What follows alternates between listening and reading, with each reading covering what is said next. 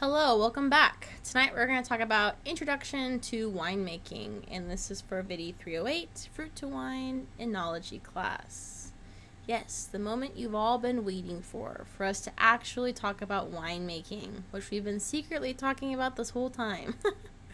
Okay, so what is wine? On a very basic level, wine is just fermented grapes / grape juice, right? Even if you picked a cluster of grapes and put it in a bucket and forgot about it, it's going to ferment on its own. It's going to convert that sugar into alcohol. It might taste decent, it might taste bad, but that is, in a sense, that is wine. So that is what it is, right? In this class, we'll learn about the more refined steps and processes to create, hopefully, a good, well-balanced wine with positive characters in it, right? So for red wine specifically, we have fermented grape skins, seeds, and juice, which is considered grape must. That's what that combination, as it's fermenting, is called grape must. The skin contact during fermentation is what gives red wine that specific color, right? It's the extraction from the skins. A lot like making cranberry sauce. If you've made cranberry sauce before, you'll know that cranberries on their own don't seem to have a lot of color besides just that layer of skin outside. When you actually start to cook it down and boil it, that's when you get the huge extraction with those beautiful bright red colors, right? So it's the same thing with wine grapes as well. For white wines, it's just fermented grape juice. So to keep the color white, we actually have to press the juice from the skins and then just ferment the juice on its own. So no skins were present, therefore no color is present, right? Rosé is kind of a hybrid between the two. So to make that pinkish colored wine, it can be made in a couple different ways. One is to use red grapes that are crushed and they're left with the skins for a couple hours or maybe even 24 hours, right? The time depends. The longer you leave on the skins, the more color it extracts. Then it's pressed and fermented as a juice on its own. That's how you get a rosé, a traditional rosé. And then you could also just have a finished white wine and you could blend some red wine with it. Not so sophisticated of a way to make rosé, but technically possible for sure. And then we'll actually talk about a third way later, which is called saunier, which is bleeding off a red wine fermentation, which I guess is basically the same as one. Okay, how red wine is made with some lovely pictures, right? So step one, basic steps, right? Harvest, you crush and destem. You put it through primary fermentation. You could either add yeast or just rely on the native yeast that's on the grapes. Once it's completed with primary fermentation, all the sugar has been converted to alcohol, then you press, right? You are taking that newly fermented wine off of the skins and the must. You press it, squeeze it all the way through. Take that newly fermented wine, you either put it into a tank or a barrel. Then it goes through secondary fermentation, which is a conversion of acids. We'll talk more about this in detail as the class goes. All reds, or 99.99% of reds, go through both fermentations. There's actually two.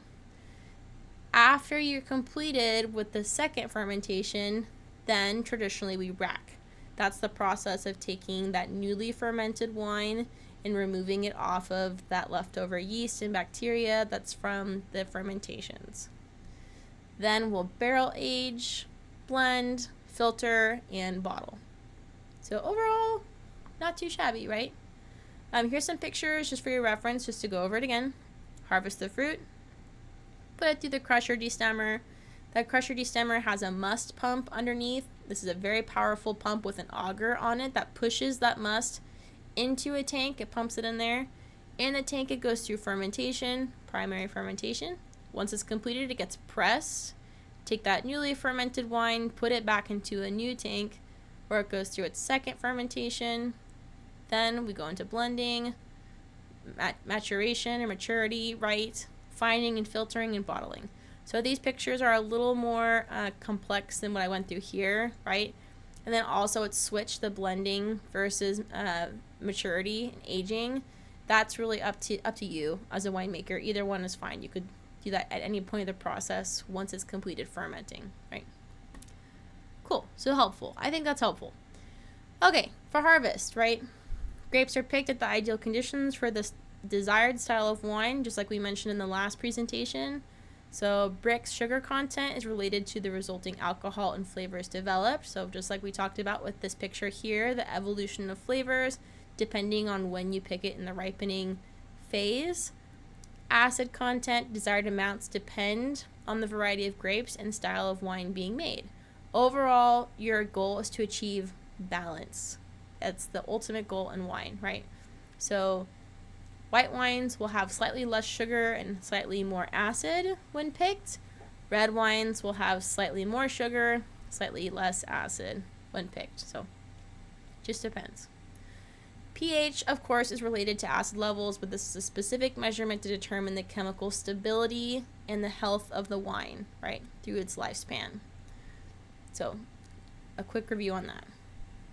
Okay, crush and destem. Here's a picture of a forklift dumping grapes into an auger to be crushed and destemmed. These are actually already destemmed. This was a machine harvest, so you're just looking at a bunch of grapes right now. And so it's really just crushing them. It's not really doing much destemming. So this is that portion.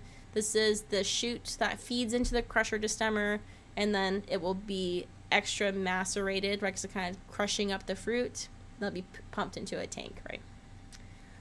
So maceration specifically as a definition is the practice of leaving the skins in contact with the juice so color, tannin, and flavor is extracted into the wine, right? So we have maceration. There's also a technique called extended maceration, where even though the fermentation is complete, you seal up the tank and you choose to let the skins stay in contact with that wine for even longer, so you can extract more and more flavor from it. That would be extended maceration.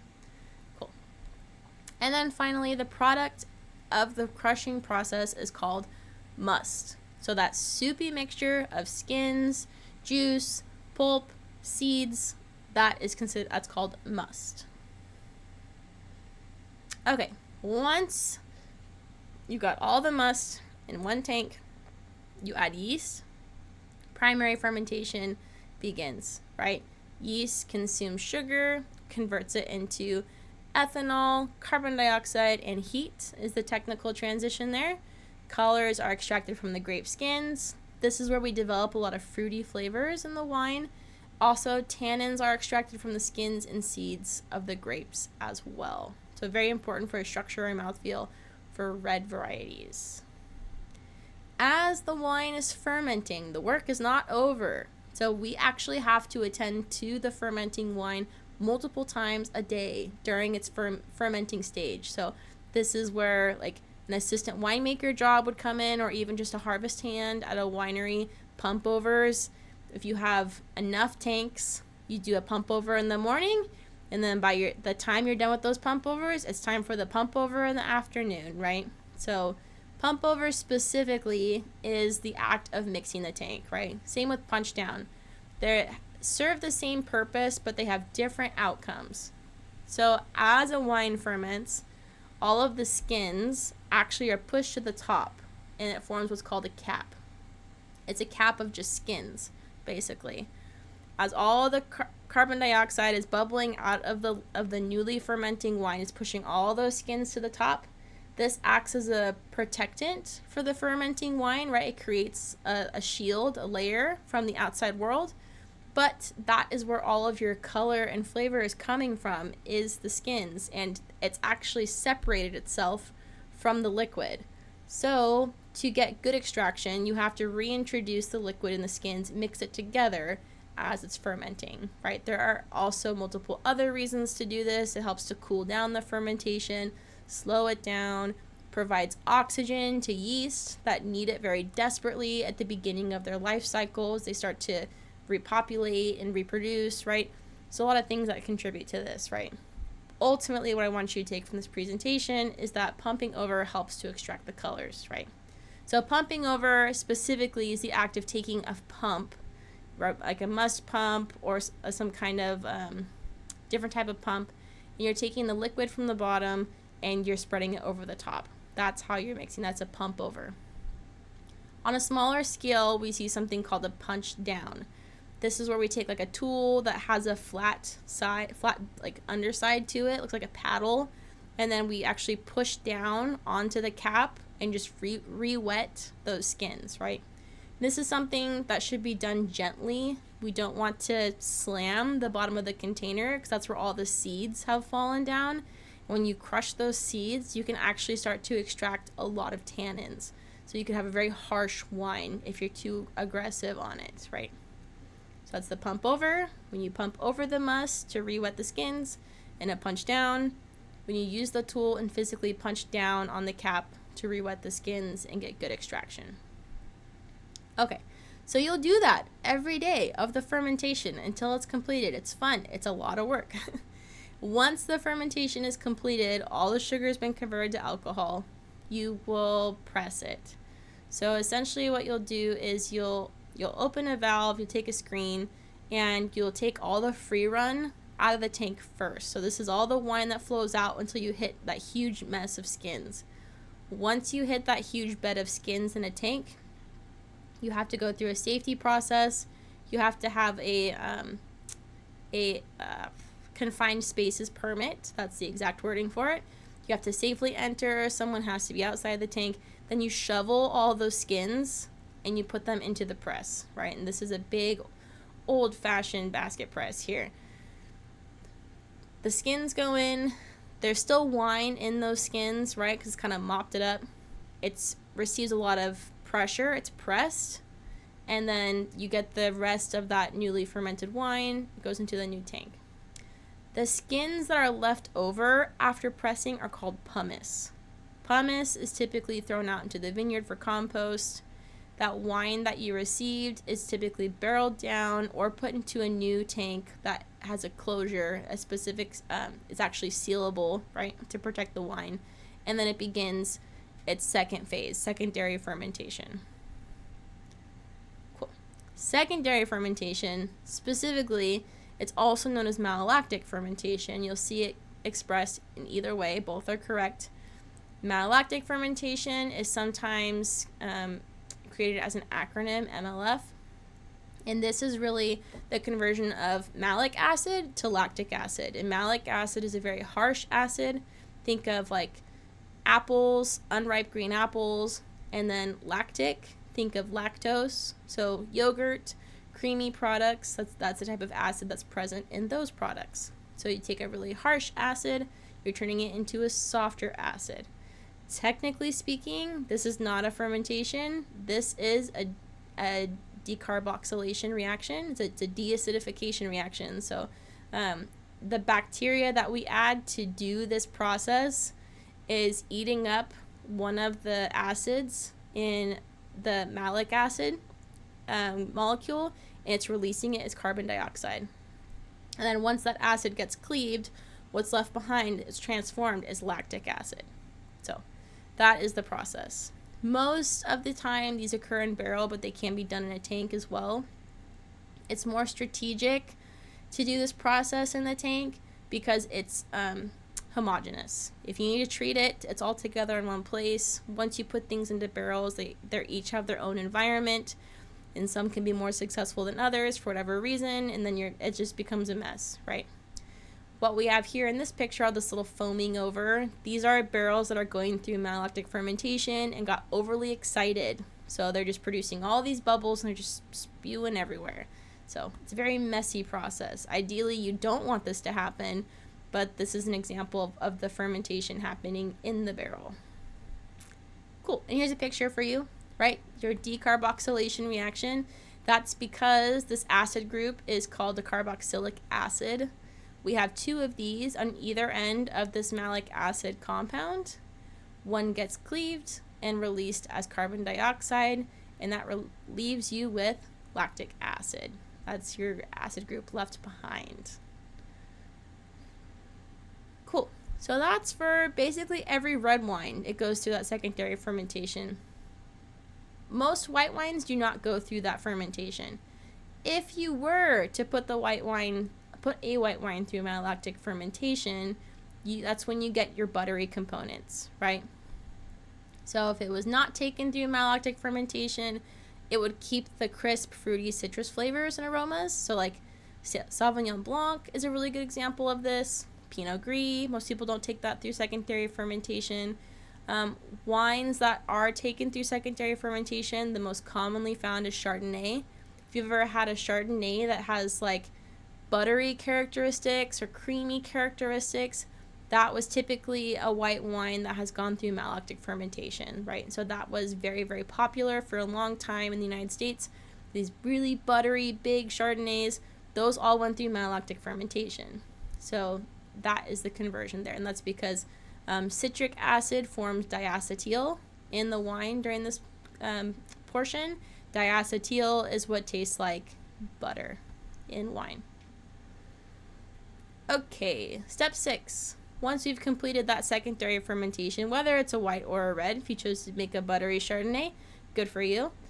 What you have left is this thick layer of yeast and bacteria that's died, right? And it's settled to the very bottom of the barrel or the tank, and this is called lees, L-E-E-S, lees. And it's just this sediment. It's not harmful, but if it sits on that for too long, it can start to get stinky, right? So like the decomposition of the yeast and bacteria starts to form hydrogen sulfide groups that smell like egg. It's not very fun. It smells gross. And that can leach, those flavors can leach into the wine. So we try to prevent that.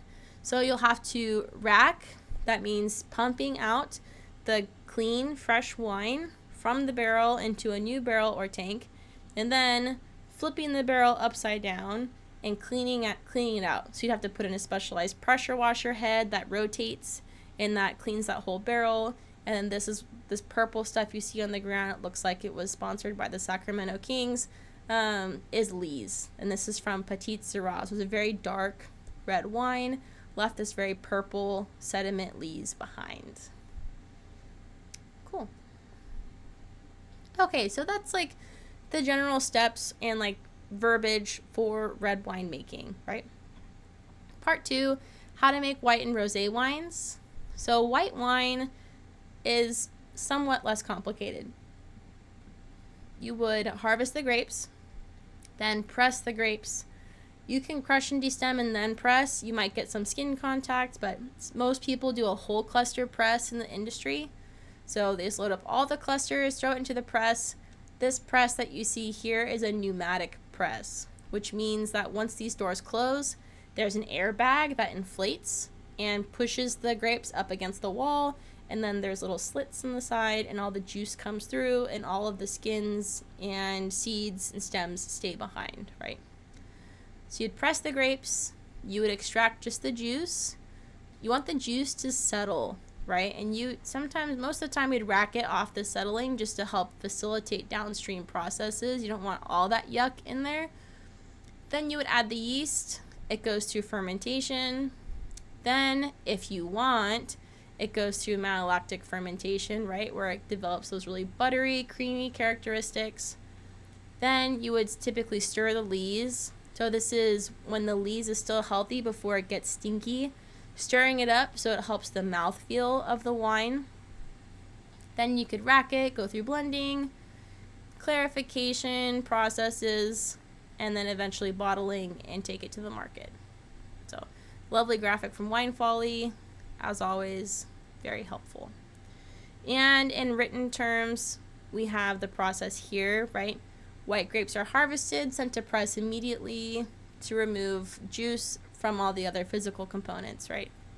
Juice is pumped into a tank where yeast is added, primary fermentation begins.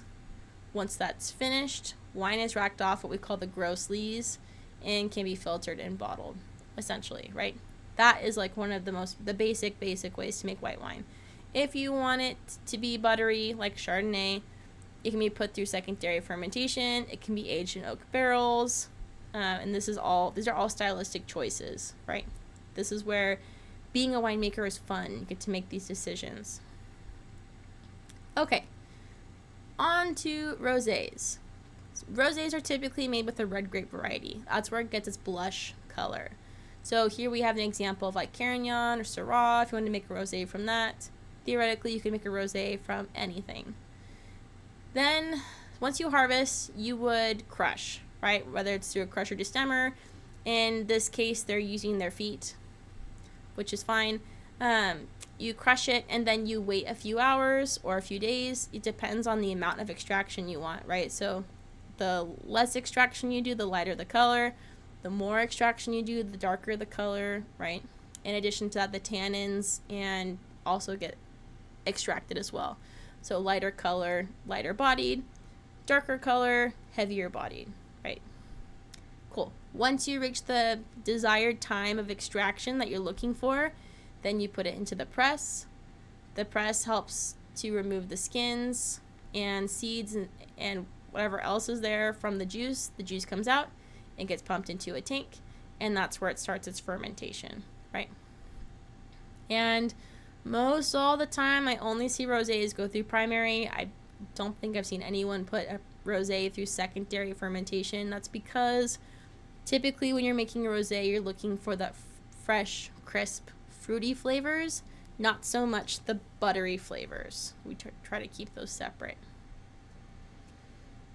Okay, so here's the 3 methods that rosé can be made. 1, you just use red grapes, right? You leave it on the skin for a short amount of time to extract some color, then you press it and then ferment it as if it was a white wine. So it's in a closed tank and it's a slow fermentation. Alternative method, take a white wine or white juice and add a small amount of red wine to give it a blush color. Totally a thing. Not many people do it, but you technically could. Then there's also Saunier. This is a French method. This is bleeding off juice from a tank of red must and fermenting it separately. And there's actually a little more information about Saunier that makes it really helpful strategy in winemaking, right?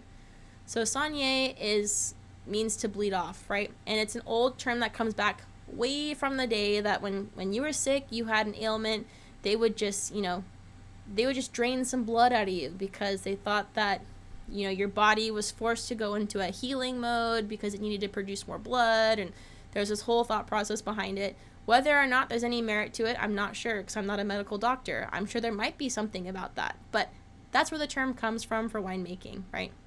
So think of this as this is a way to make rosé. We'll start with that. So you would remove free-run juice from a red must before fermentation. So say I crushed and destemmed a red wine, it's in a tank, and I'm planning on making red wine with that tank. However, if I just drain off 50 gallons, whatever, a small amount of juice from that tank, it will already have a pinkish color. I'm making 2 wines from the same tank, and it actually helps improve that tank of red wine because it increases the ratio of skin and seed, of skin to juice combo, right? So now you have less liquid with the same amount of skins in that tank, so you'll have a higher extraction rate, right? The ratio is changed. This helps against a stuck fermentation to help stimulate intensity without removing varietal character, right? Because if you're trying to lower the chance of a stuck fermentation, you're adding a lot of water to your must. You have to water it back to lower the Brix content. But if you keep adding water and your volume of liquid is increasing dramatically and the concentration of skins is still the same, you're going to have a diluted product at a certain point, right? So it would actually benefit you to drain off some of that sugary juice and add and replace it with water, so that way you still have the same ratio of skin to liquid. That's the thought process. With that freshly drained juice, sugary juice, you can make a beautiful rosé out of. So now you have 2 wines that you've made from this process, and you've actually improved both of them, right? You've gained an extra wine and you improved the red wine what it would have been. Cool. Another study had recommended that 10 to 20% juice removal was very typical for Saunier. Over 20% was not considered better than 10% on red wines. And also you don't want to remove an excessive amount of juice because there's so much skin in the tank, it's hard to manage. It'd be hard to pump over, it'd be hard to push down. You just don't have a lot of matrix to work with. You're just kind of fighting against solids at that point. Cool.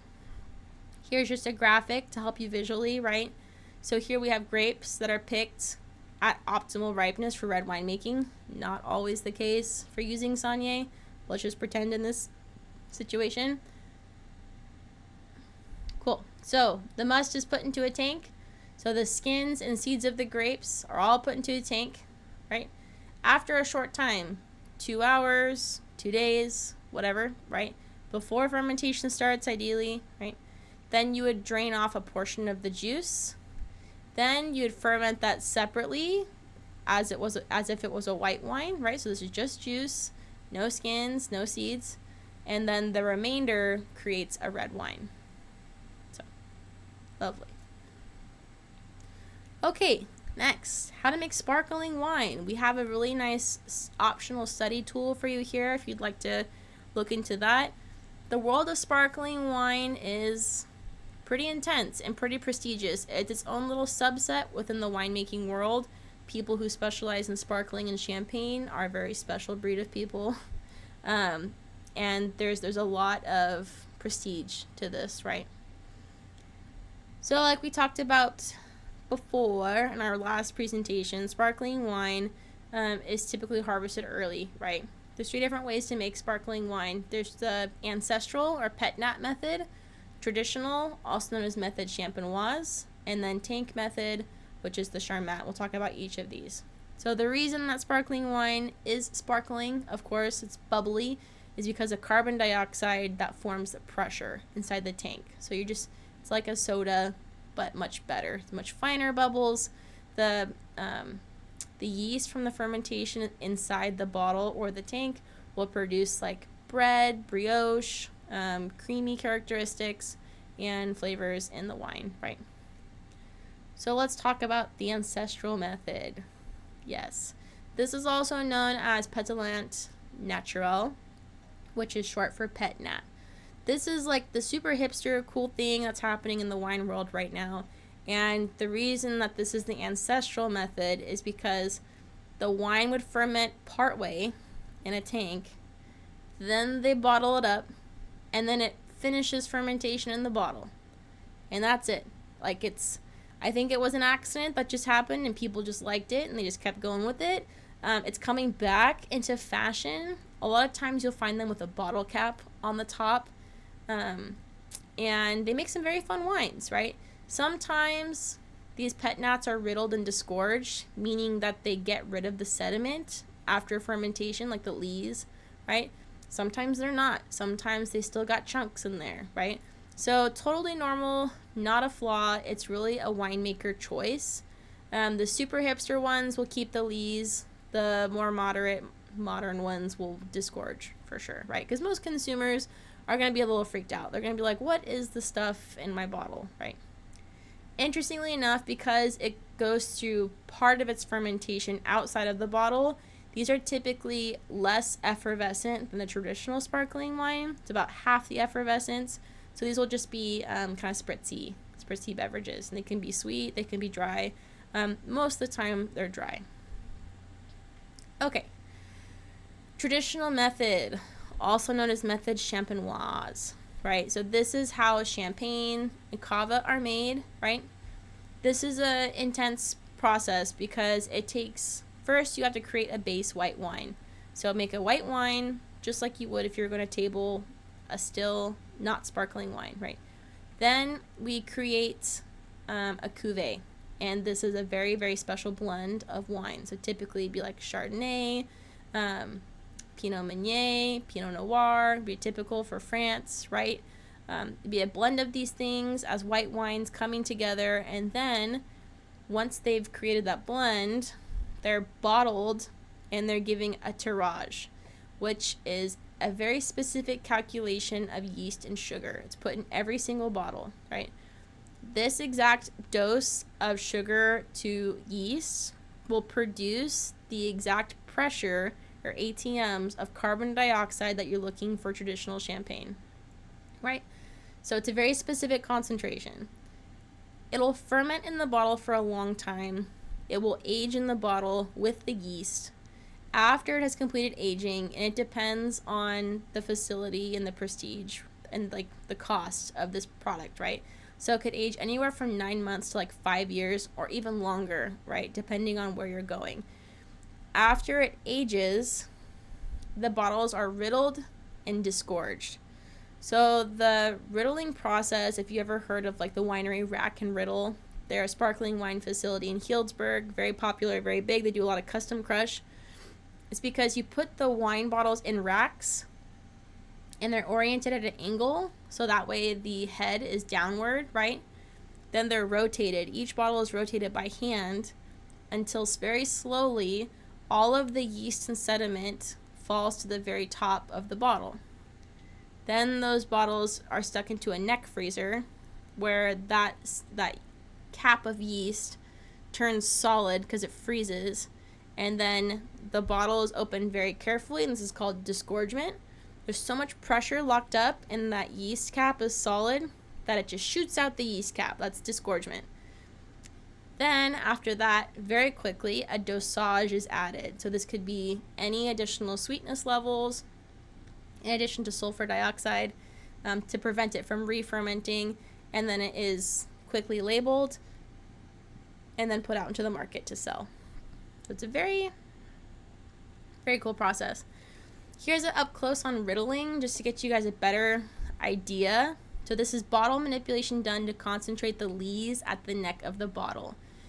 Traditionally, this is done on a wooden rack, but modern technology has large cages that now do it automatically. These cages are wicked cool, okay? You load up these cages with a bunch of wine bottles or set on a timer. They all move together, right? They know exactly the steepness, the angle, the rotation it needs to be until they're finally completely upside down and all of the lees is exactly at the very top, right? So here is what it looks like after the neck is frozen. So it's been riddled. All of the yeast is at the top. It's been dipped into a glycol neck freezer, and this part becomes solid ice. Then it's disgorged. So they very carefully orient this bottle upwards, right? So don't lose all the wine. They would take off the cap. The pressure would force that solid cap out, and then you'd be left with your sparkling wine. Then you'd get the dosage, which is the remaining sugar concentration, and it gets corked and labeled. So tirage is the amount that's added to create the bubbles. Dosage is the sugar that you add at the end, right? So dosage rates in champagne and sparkling wines come with different labels and different ranges. So Brut Nature would be a sparkling wine or champagne that was just the base product. We didn't add any other sugar after that fermentation. This is the natural, right? This is the Brut Nature of this sparkling or champagne wine. Then we have Extra Brut and Brut, and these are also considered dry. In any of these, like Extra Brut could be considered between 0 and 6 grams per liter of residual sugar. Brut is still considered dry, and that could be anywhere from 0 to 12. Then there's Extra Dry, for whatever reason, which is a fruity version of the champagne. That's 12 to 17 grams per liter. Then we have dry, demi-sec, and dough, right? Dough is the absolute sweetest. You're looking at over 50 grams per liter of sugar in a single serving. So grams per liter, right? So it's a dosage. So over 30 plus sugar calories per 5-ounce glass. And then sweet could be 32 to 50 grams per liter, which is a demi-sec. It's a sweet. And then dry, which is really considered off-dry. These names kind of get really confusing over time, right? So you have dry, extra dry, Brut, Extra Brut, Brut Nature. So just depends. And like I said, it's a range. So however they choose to label it could really be a marketing thing. Okay, Charmat method, the last but not least method. This is also known as the tank method.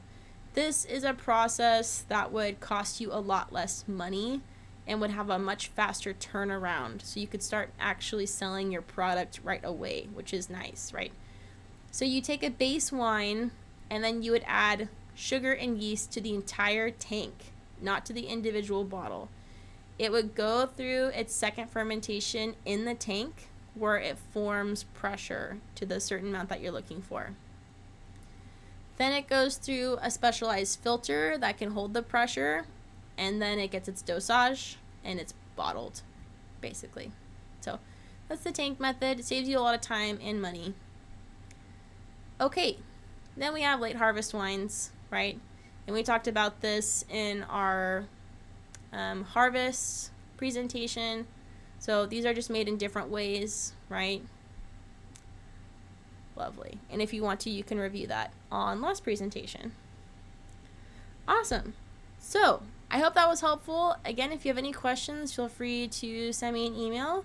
Otherwise, thank you for watching, and I will see you guys next time.